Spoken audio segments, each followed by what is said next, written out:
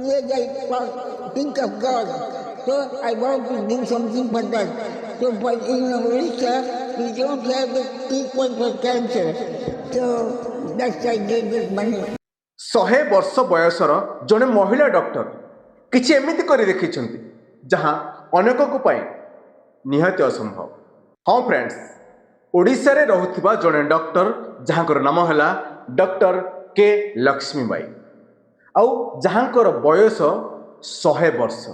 से तांकर जीवन काल मध्यरे जेते सब टंका बा जेते सब अर्थ उपार्जन करी साइति रखिथिले से सबुतक अर्थर पाखापाखि 3,40,00,000 टंका। आउ जानिछन्ति से 3,40,00,000 टंका से भुवनेश्वर स्थित एम्स हॉस्पिटल रे दान कर देछन्ति। आपण जानिछन्ति से एते सब टंका एते सब अर्थ काहेकि दान कर देले? दर्शक बंधु, से चाहुथिले समस्त गरीब महिला माने किपरि निजर कैंसर चिकित्सा मागणारे किंबा सहजरे जेमिति से मानकर चिकित्सा हो जाए। आउ से एकथा मध्य कहिसंती मोर इनकम मोर दान सेते बेले सफल हो जिवो जेते बेले ए इनकम द्वारा ताहार जीवन बंची जिवो।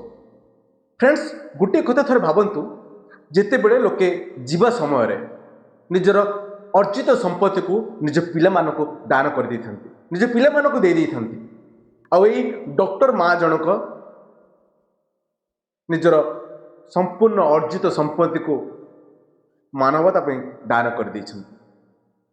दर्शक बंधु, शेष में गोटे कथा निश्चित भाव में कहवाक चाहिए, जी समाजर मंगल पाई मानवतार मंगल पाई एते बड़ त्याग करि पारिछन्ति, ताकर दीर्घायु कामना पाई आमे निश्चित भाव में गोटे गॉड ब्लेस यू निश्चित भाव में लिखिदेबा।